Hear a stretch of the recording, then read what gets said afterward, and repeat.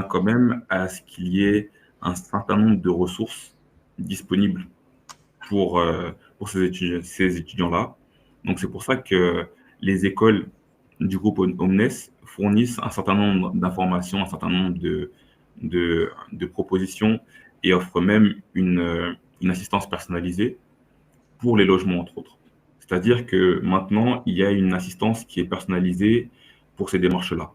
Donc, on fait en sorte qu'à partir du moment où l'étudiant est officiellement inscrit au sein de notre école, il puisse bénéficier de nos aides à différents niveaux. Donc, ça peut être pour les démarches des visas, ça peut être pour les logements, ça peut concerner également les premières démarches arrivées en France, telles que euh, être récupéré à l'aéroport, ouvrir une ligne téléphonique, un compte bancaire. Donc ça, c'est des services qui sont très récents parce que du coup, il y a eu un assessment, il y a eu un état des lieux, j'ai envie de dire, des différents axes d'amélioration pour faire en sorte que l'expérience de l'étudiant soit encore plus fluide, encore plus simple et beaucoup moins stressante. Parce que du coup, on sait que passer d'un pays à l'autre, c'est jamais une chose facile. C'est un peu un saut, un voyage dans l'inconnu. Donc, on essaye de réduire le stress au maximum à travers une assistance personnalisée.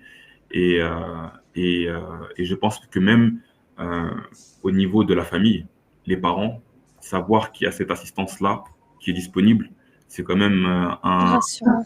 rassurant, c'est quand même un point en moins, c'est quand même quelque chose de bénéfique. Donc, c'est pour ça que ça a été mis en place très récemment et que c'est encore en train d'être finalisé pour être sûr que tout est vraiment au point pour que le premier étudiant puisse bénéficier de cette aide de A à Z et d'avoir une très bonne expérience.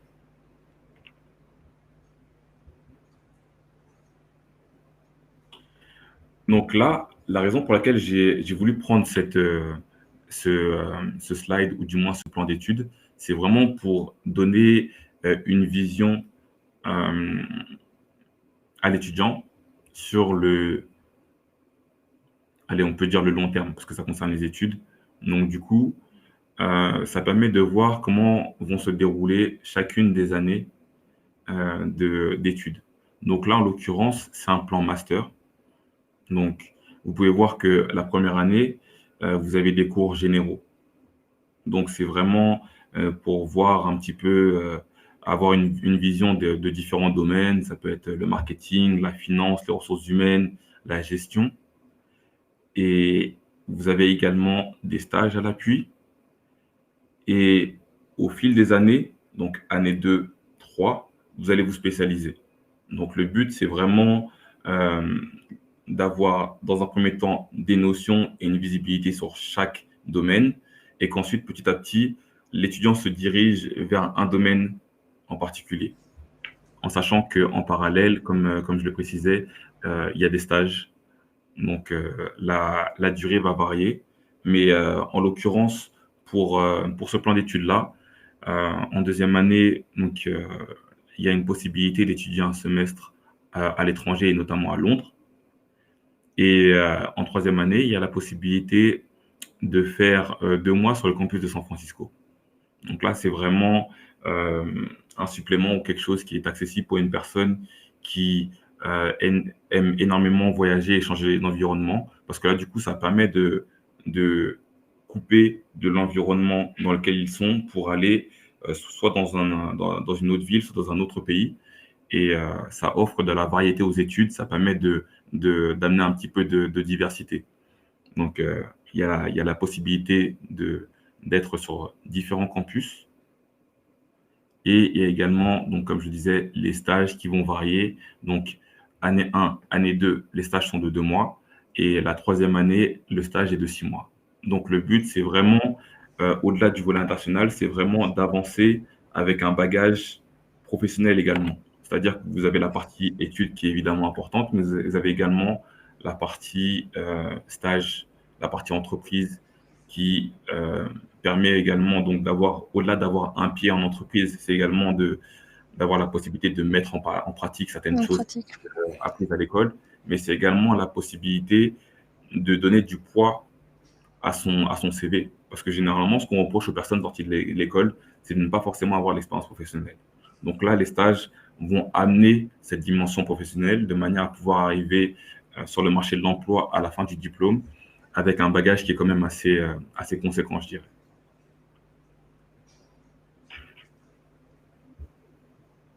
Très bien.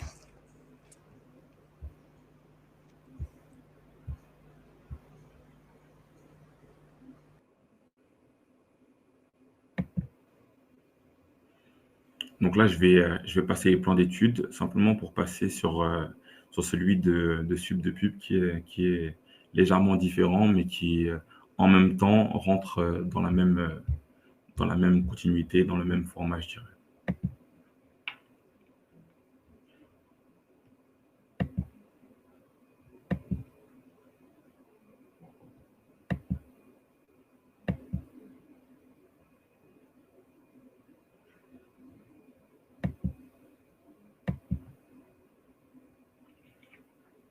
Donc là, la différence avec le plan précédent, c'est la durée. Donc c'est vraiment, vous avez la possibilité d'avoir une durée d'études plus longue selon le type de diplôme qui vous intéresse.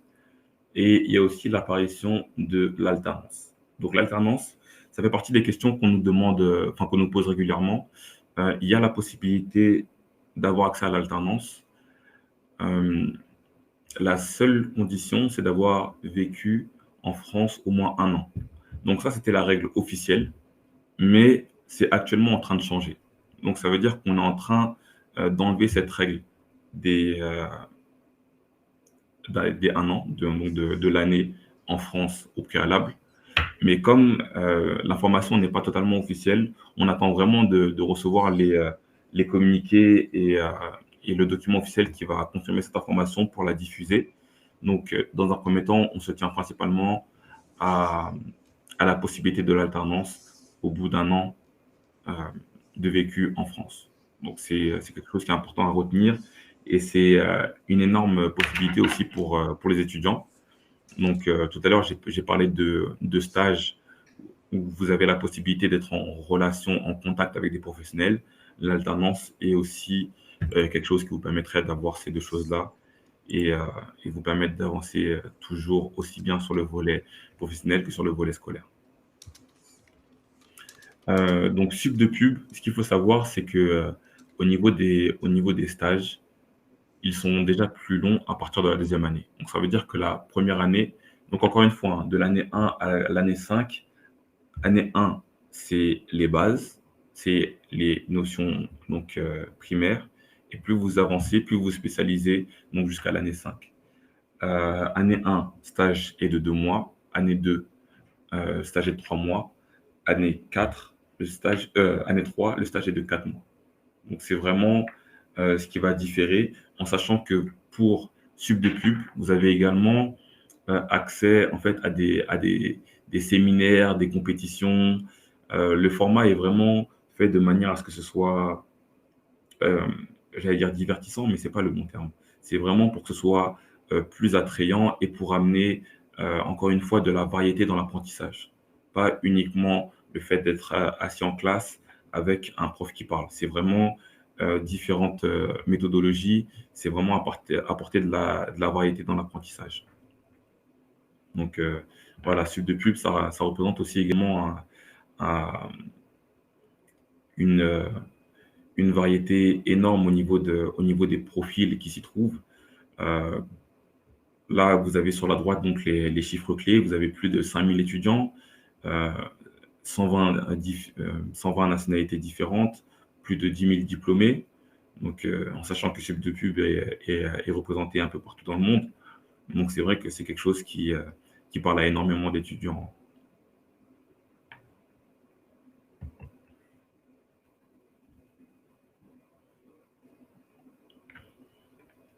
HEIP, comme je le disais tout à l'heure, c'est principalement la politique.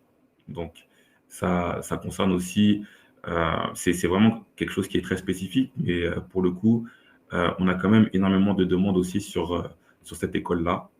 Donc, le format reste le même. Les premières années, donc, c'est les bases méthodologiques et fondamentales. Et ensuite, vous avez de la spécialisation. Donc, en sachant que les 4e et 5e années, vous avez le choix entre 5 spécialisations possibles, à savoir management des affaires publiques et institutions, études stratégiques, sécurité et politique de défense, institutions internationales, ONG et politique de développement, international business and diplomacy, et communication publique, lobbying et médias d'influence. Donc là, le fait de voir un programme qui est en anglais, ça me rappelle le fait de préciser que vous avez la possibilité de postuler pour un programme qui est dans une autre langue que votre langue maternelle, mais il faudra simplement vous assurer d'avoir un test officiel qui justifie votre niveau de langue. Donc, nous, si vous êtes francophone et que vous postulez pour un programme anglophone, on va vous faire l'entretien en anglais. Donc, c'est là qu'on verra votre niveau d'anglais. Mais c'est aussi éventuellement l'ambassade qui sera amenée à vous demander le test, donc la preuve papier que vous avez le niveau de langue. Donc, c'est quelque chose qu'il faut garder à l'esprit, c'est que c'est totalement une possibilité, mais il faut qu'au préalable, vous ayez fait le test de manière à pouvoir le fournir si besoin au moment de faire votre demande pour le visa. Donc, pour en revenir à HEIP, donc, comme je disais, il y a pas mal d'acteurs très importants qui sont amenés à intervenir ou à être reliés de près ou de loin à HEIP. Donc, vous avez notamment des enseignants qui peuvent être des ambassadeurs ou des secrétaires d'État ou des chefs d'entreprise. Et au niveau des cours, ce que vous pouvez avoir de la géopolitique, vous pouvez avoir les relations internationales, la diplomatie. Donc, c'est vraiment des choses qui peuvent être comprises dans les programmes d'HEIP.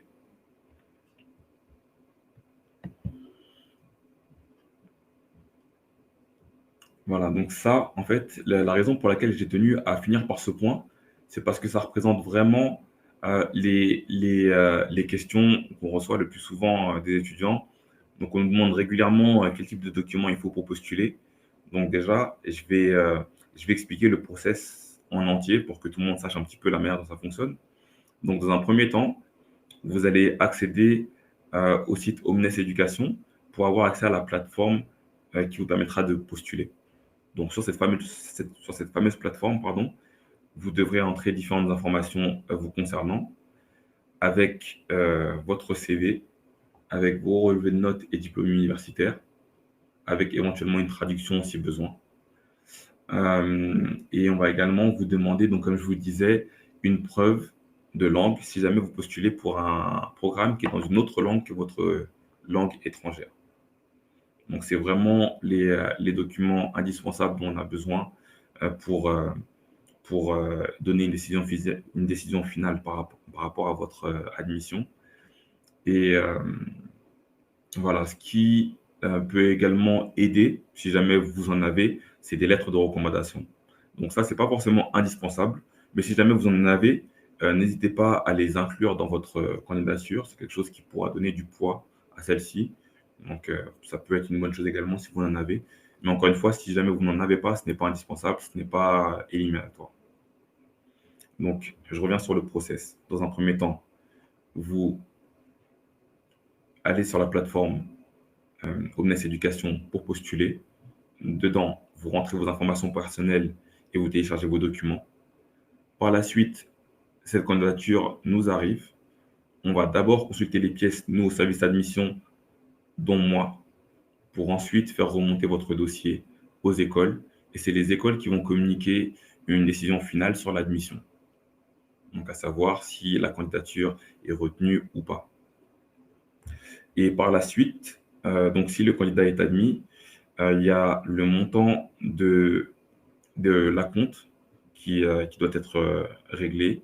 Et par la suite, le candidat est considéré comme inscrit, en sachant que c'est à ce moment-là qu'on lui donne les documents relatifs donc à l'inscription qui permettent de finaliser toutes les démarches liées au visa. Donc, c'est super important de garder un timing large. Donc, c'est pour ça qu'on encourage énormément d'étudiants à postuler maintenant, dans le sens où on sait que les démarches concernant les visas peuvent être longues, que ça peut prendre du temps et que ça peut être stressant. Des fois, il y a des périodes de congés qui réduisent encore plus les délais. Donc, c'est pour ça qu'on invite vraiment les étudiants à soumettre les candidatures maintenant pour avoir suffisamment de temps pour aller de l'avant et finaliser dans les temps de manière à pouvoir euh, préparer l'année dans de bonnes conditions. Donc, c'est ça les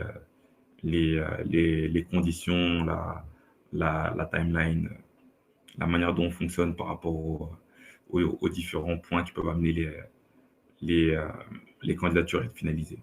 Donc, c'est pour ça qu'à ce stade, on encourage vraiment les étudiants à éventuellement nous contacter si jamais il y a des questions sur les programmes ou sur le process, parce que du coup, on est vraiment à disposition, moi ainsi que mes collègues du département international. Donc, il faut savoir qu'on est plusieurs à être attribués à une zone différente. Donc, c'est pour ça que moi, je suis principalement sur la zone Afrique, mais je peux être amené à intervenir sur d'autres zones, tout comme mes collègues sont amenés à intervenir sur la zone Afrique.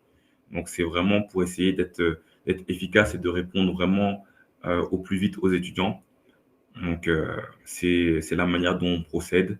Et juste pour vous donner un petit, un petit tips, un petit conseil, c'est si jamais vous avez à nous contacter, voire nous relancer, n'hésitez pas à reprendre la même chaîne d'email et à mettre un seul, une seule personne dans le mail plutôt que de contacter différentes personnes à la fois, parce que du coup, c'est ce qui peut ralentir le process et faire que les choses aillent moins vite. Donc, du coup, c'est vrai que on peut être amené à être en contact avec des étudiants qui paniquent un petit peu ou les parents par rapport au fait que l'ambassade ferme bientôt ou que il manque des infos. Voilà, n'hésitez pas à nous relancer, mais la clé, c'est vraiment de le faire de manière structurée. Donc, c'est pour ça que je disais qu'il faut vraiment être méthodologique dans la manière d'intervenir. Mais au-delà de ça, si vous avez des questions, n'hésitez surtout pas à vraiment nous contacter par, euh, par email ou même par téléphone. Et on fera au mieux pour répondre au plus vite aux questions que vous pouvez avoir. Donc, je pense que c'est bon. J'avais simplement donc les conditions d'admission que j'ai remises là. Donc, pour le bachelor, le diplôme demandé, c'est donc le bac. Ce qu'on regarde, comme je disais tout à l'heure, c'est vraiment les notes, voire même les appréciations si elles y sont. Et on regarde l'entretien. Donc, c'est vraiment ces informations-là qui vont nous permettre d'établir un profil et de donner une décision si euh, c'est une réponse positive qu'on va communiquer ou pas. Donc, c'est vraiment un ensemble d'informations qu'on va regarder pour donner nos décisions et c'est comme ça qu'en général on fonctionne pour toutes les écoles. Euh, je pense que j'ai fait le tour. Au niveau des tests, donc, comme j'avais mentionné tout à l'heure, c'est vraiment quelque chose que nous ne demandons pas, mais qui sera sûrement demandé par l'ambassade. Donc, n'hésitez pas à le faire avant de candidater, de manière à ce que vous puissiez enchaîner votre candidature et le process de candidature de manière fluide. Donc, voilà. Je pense que c'est à peu près tout. Je ne sais pas s'il y avait des questions, s'il y a un moment où j'ai été trop rapide ou si j'ai perdu des gens en cours de route. Je ne sais pas. Non, Juste une petite question pour les tests de français. Est-ce que c'est des niveaux de français exigés pour même pour les pays francophones? Alors, encore une fois, pour les francophones Mhm. qui postulent pour un programme français, le niveau de français va se juger directement à l'oral. D'accord. Donc, c'est-à-dire que dans l'entretien, on va vraiment écouter la manière dont l'étudiant parle, la manière dont il échange à travers différents sujets, différents types de questions. C'est ce qui va nous permettre de jauger le niveau de français. Donc, Parfait. ça fait partie des choses qu'on regarde et ça peut même être à travers le relevé de notes. On peut voir aussi un petit peu le niveau. D'accord. Au niveau donc, tu parlais des relevés de notes, quels sont qu'est-ce que vous demandez comme document en termes de relevé? nous, en tant qu'Espace Campus France, la voie privilégiée par les établissements qui sont connectés, donc c'est d'utiliser la plateforme Études en France. Donc en règle générale, nous, quelqu'un qui veut postuler en première année de licence ou chez vous, par exemple, bon, pas chez vous, pardon, parce qu'effectivement, vous passez sur dossier, donc sur une Mhm. admission sur votre plateforme. Donc en général, c'est les notes du lycée, comme vous disiez, des lettres de recommandation, etc. Bon, pour un élève qui est encore en terminale, c'est un petit peu plus compliqué d'avoir des lettres de recommandation, mais pour les études supérieures, si. Est-ce que vous attendez à, je sais pas, par exemple, les relevés du brevet des collèges, du DNB, en fonction des pays, ça peut changer. Est-ce que vous demandez des appréciations particulières, des documents en plus? Est-ce que si l'étudiant a fait des stages ou a fait une activité un petit peu associative en parallèle, est-ce que ce sont des choses que vous demandez, ou par exemple un CV aussi, est-ce que le CV est demandé dans et une lettre de motivation personnelle? Est-ce que tout ça, ce sont des choses que vous demandez? Alors, la lettre de motivation, elle est facultative, D'accord. mais, mais elle peut faire partie des documents qu'on va regarder. Encore une fois, nous, dans la candidature, plus il y a d'informations à prendre qui nous permettent de savoir qui candidate, mieux c'est. Le CV, lui, est indispensable. Parce encore une fois, c'est ce qui va nous permettre d'établir le profil et la trajectoire de l'étudiant. Après, en ce qui concerne les relevés de notes, on va regarder les plus pertinents. Donc, ça veut dire que pour postuler à un bachelor, on va dire, on va forcément être plus sensible aux relevés de notes de terminale qu'à ceux du brevet. Donc, du coup, c'est vraiment dans le cadre d'un bachelor, par exemple, s'il doit y avoir des relevés de notes, ça sera plus intéressant pour nous que ce soit ceux de première et de terminale. Donc, c'est vraiment essayer de mettre les relevés de notes les plus pertinents par rapport au niveau pour lequel l'étudiant postule. Alors, on est dans vous le disiez tout à l'heure, vous demandiez effectivement à ce que les étudiants puissent candidater le plus tôt possible, effectivement de suivre les différentes étapes de candidature, de sélection, de préparation de dossiers, etc. Donc, on est dans une situation, bon, nous-mêmes, dans la plateforme, il y a un calendrier qui est très strict, puisqu'il démarre en octobre et il se termine en décembre. Après, au-delà de ça, ce sont les réponses des établissements. Mais pour quelqu'un qui est en terminale, son premier relevé de notes de terminale, il ne l'aura que allez, va dire, s'il a de la chance, vraiment fin décembre à tout casser. Sinon, en règle générale, c'est plutôt janvier. Donc, on se retrouve avec beaucoup d'étudiants qui, parfois, attendent malgré tout ce relevé de notes, se mettre finalement en retard dans la procédure. Alors, est-ce que, je vous pose un petit peu la question, cette question-là, mais est-ce que vous acceptez des documents, des dossiers, des compléments de dossier a posteriori d'une date, ou est-ce que, si l'étudiant il candidate plus tardivement que les autres, est-ce que ça va lui réduire cette chance d'être sélectionné chez vous? Parce que ce sont des questions qu'on nous pose un petit peu régulièrement aussi. Alors, est-ce que ça réduit ses chances chez nous? Non. La seule chose, c'est encore une fois, le but de tout ça, c'est d'éviter le stress qui peut être lié à un timing qui est très serré. Parce que je sais que il y a des périodes où des étudiants vont nous écrire, par exemple, 20 fois dans la journée. Justement, ils savent que le timing est extrêmement serré et parce qu'ils viennent d'avoir certaines informations, comment je fais pour postuler, comment ça se fait que j'ai pas eu de réponse, etc., etc. Donc, on comprend le stress qui est généré par ça, et donc c'est pour ça qu'on essaie de l'éviter. Mais c'est vrai qu'il y a des timings qui sont indépendants de notre volonté, mais aussi de celle de l'étudiant. Donc c'est pour ça que c'est quelque chose qu'on prend en compte. Et dans certains cas, on va mettre une réserve. Donc ça veut dire qu'on peut, dans certains cas, mettre une admission sous réserve. Donc on va être amené à attendre certains documents par la suite pour éventuellement donner une décision finale.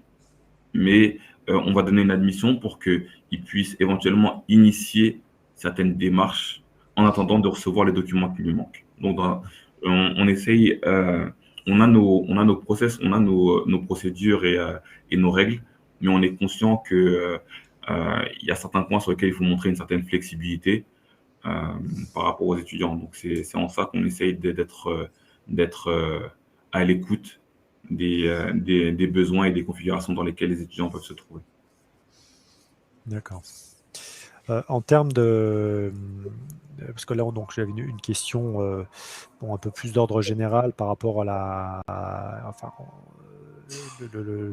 par rapport à votre école, pardon. Si c'était la seule école de management, bien évidemment, je peux répondre non. Mais c'est vrai que quelle différence entre école de management, école de commerce, business school. Quelquefois, c'est vrai qu'on peut, les termes peuvent prêter un petit peu à confusion parce que c'est surtout des établissements qui sont hérités du système anglo-saxon, donc avec des terminologies qui sont parfois difficiles à maîtriser, même pour nous qui avons un petit peu l'habitude. Donc, la différence vraiment entre enfin, vos filières management et une école de commerce, enfin, comment vous pourriez en quelques mots les différencier? Alors, moi, je vais parler principalement de l'INSEC. C'est que il y a l'aspect professionnalisant qui est très important. Mhm. Donc, à travers les stages, à travers la possibilité d'alternance, mais surtout à travers euh, le fait que l'étudiant est énormément en contact avec les professionnels de manière générale. Donc, c'est vraiment ce côté-là qui est une valeur ajoutée qui différencie des autres, j'ai envie de dire, dans le sens où euh, les étudiants ont la chance de pouvoir être en contact avec des professionnels du domaine et avoir accès aussi à un réseau, comme je disais tout à l'heure. Donc, c'est ça aussi.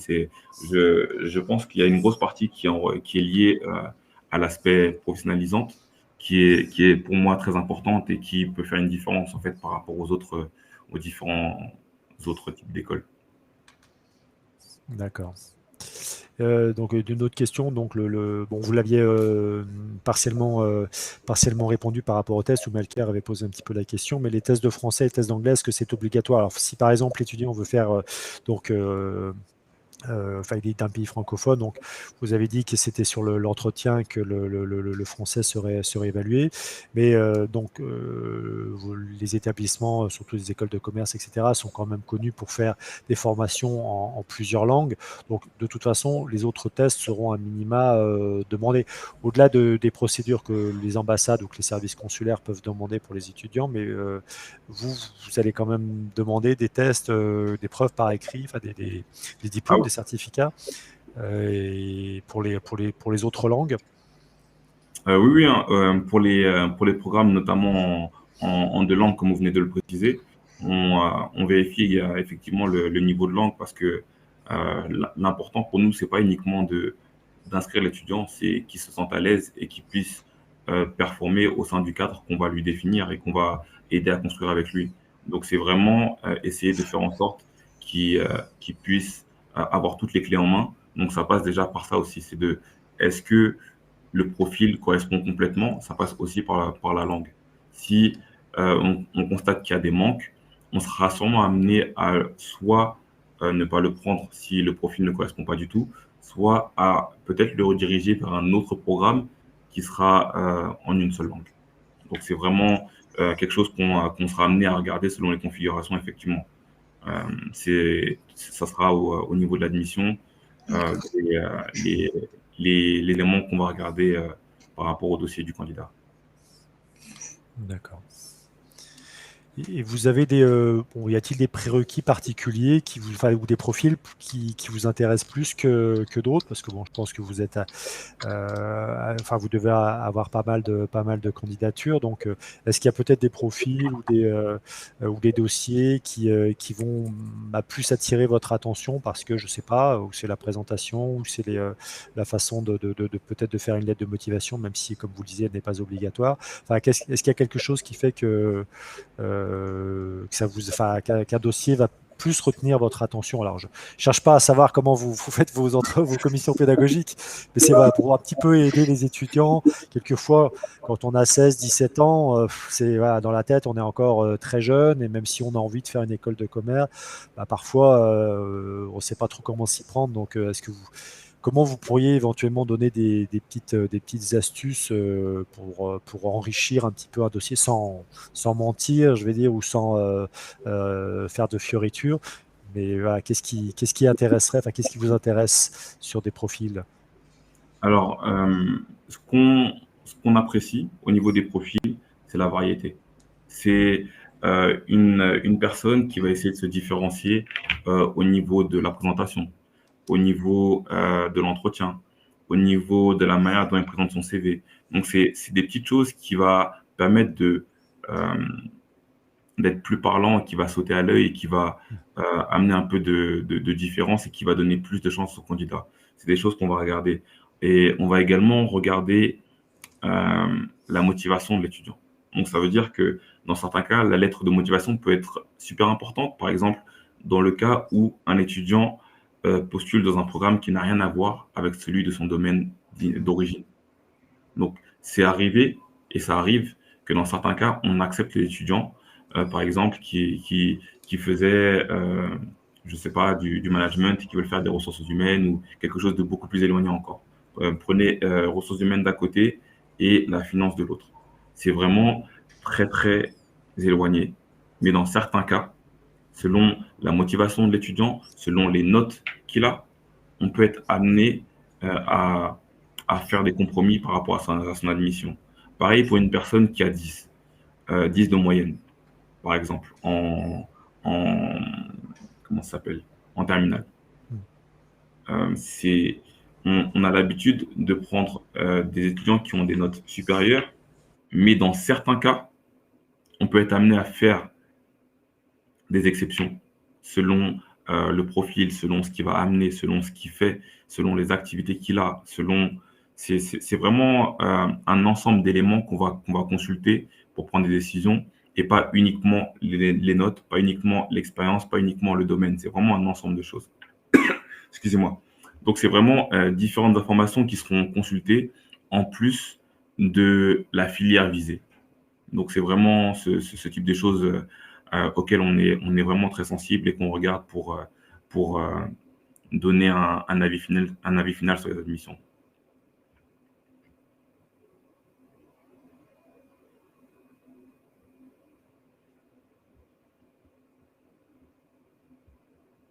Allô?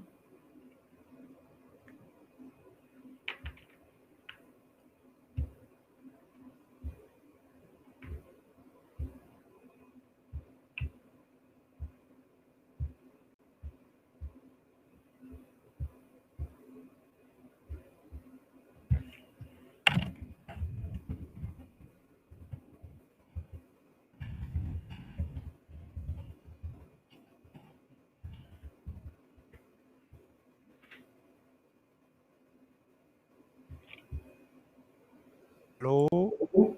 Allô? Oui, vous nous entendez? Oui, je vous entends, je vous entends. Quelques petites secondes. Ah, ok. Voilà.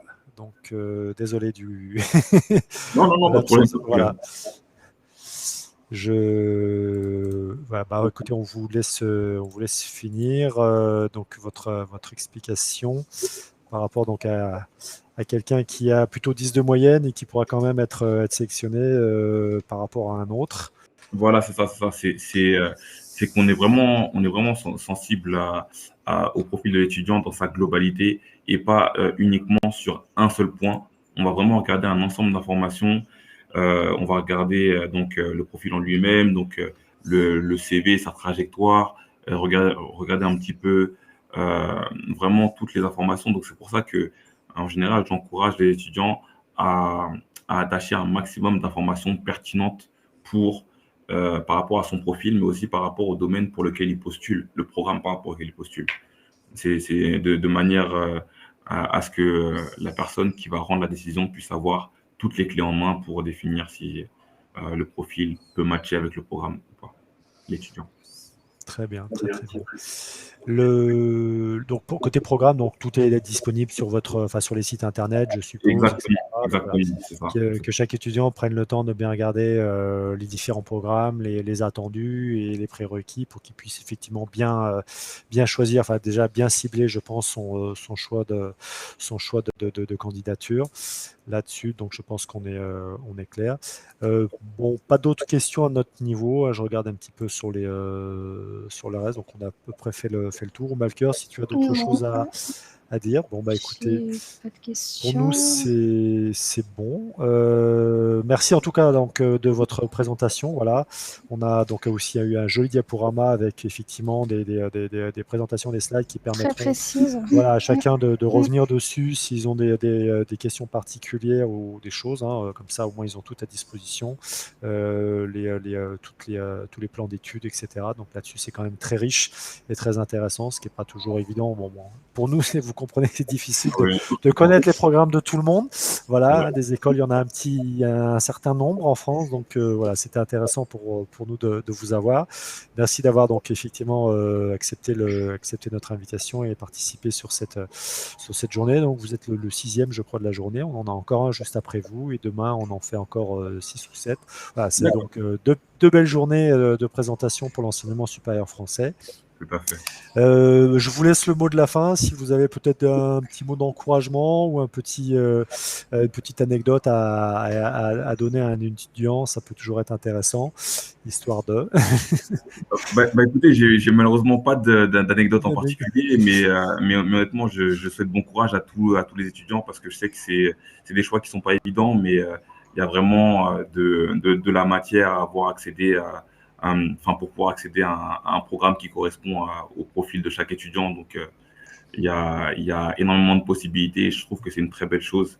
Donc, en tout cas, nous, on reste totalement à disposition des étudiants pour des questions, pour des appels, des messages, etc. Et, euh, et voilà, je voulais simplement, encore une fois, vous remercier de nous avoir donné l'opportunité d'aujourd'hui Merci à vous. et Merci. Jeunesse Éducation et d'avoir pu développer un petit peu la manière dont fonctionnaient les programmes et surtout le système des admissions. Très bien. Bah, écoutez, c'est plaisir partagé. Donc, au plaisir d'une prochaine d'une intervention. On verra peut-être la prochaine fois en présentiel. Hein. Il faudrait qu'on essaye de.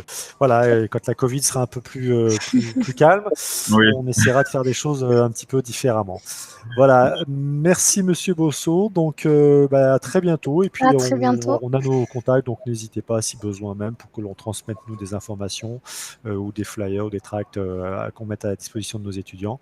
On est là aussi pour ça, c'est le rôle de nos espaces. Et puis, je vous remercie à tous et bonne continuation. Et puis à nos étudiants djiboutiens qui sont chez vous.